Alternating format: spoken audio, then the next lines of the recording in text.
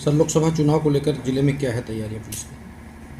लोकसभा चुनाव को लेकर जिले में मुझे बताया गया कि सभी जो चुनाव केंद्र होंगे, मतदान केंद्र होंगे, उन्हें जाकर उन्हें भ्रमण करने के लिए सभी सीओस को निर्देशित किया गया।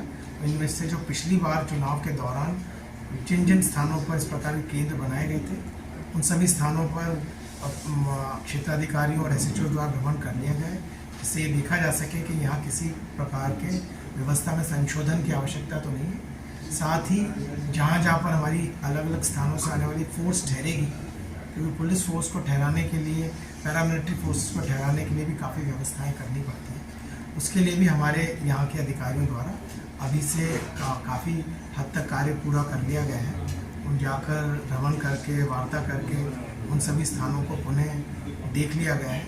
चूँकि अभी परीक्षा का समय है, तो उन स्थानों का अधिग्रहण तो खैर परीक्षाओं के बाद ही होगा, पर ये जानकारी रखना इसलिए आवश्यक है जिससे कि यदि कहीं पर कुछ नए कॉलेजेस को चिन्हित करने की, कुछ नए स्थानों को चिन्हित करने की आवश्यकता हो, तो कुछ पुरानों को हटाने की ज़रूरत हो, तो वो कार्य किया जा सके।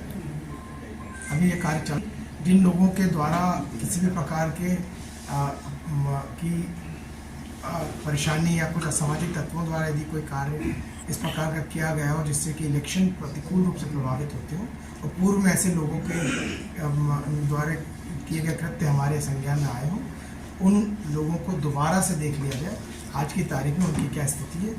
उन्हें जो हमें प्रिवेंटिव कार्रवाई ऐसे लोगों के विरुद्ध करनी है, वो कार्रवाई हम कर सकते हैं। बना रहे, किसी व्यक्ति को किसी से डरने घबराने की आवश्यकता नहीं है, और जहाँ कहीं कोई अपराधी किसी अपराध को कारित करने की चेष्टा करते हैं, उन्हें भी हमारी इस व्यवस्था के बारे में जानकारी होनी चाहिए कि हम किसी भी अपराधी को छोड़ेंगे नहीं।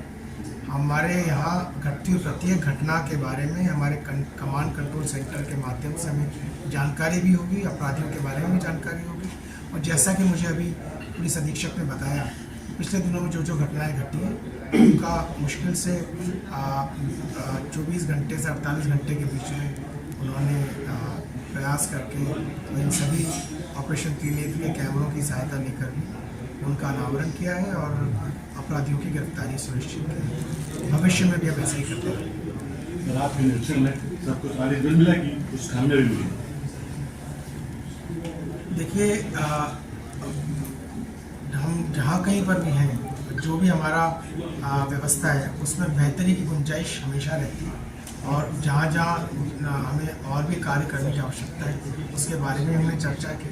हमने ये भी कहा कि जहाँ कहीं कोई घटना घटती है, तो कई बार ऐसा होता है जब दो पक्ष एक दूसरे के ऊपर एफआईआर दर्ज कराने, एक ही घटना में क्रॉस एफआईआर कराने पहुँचते हैं।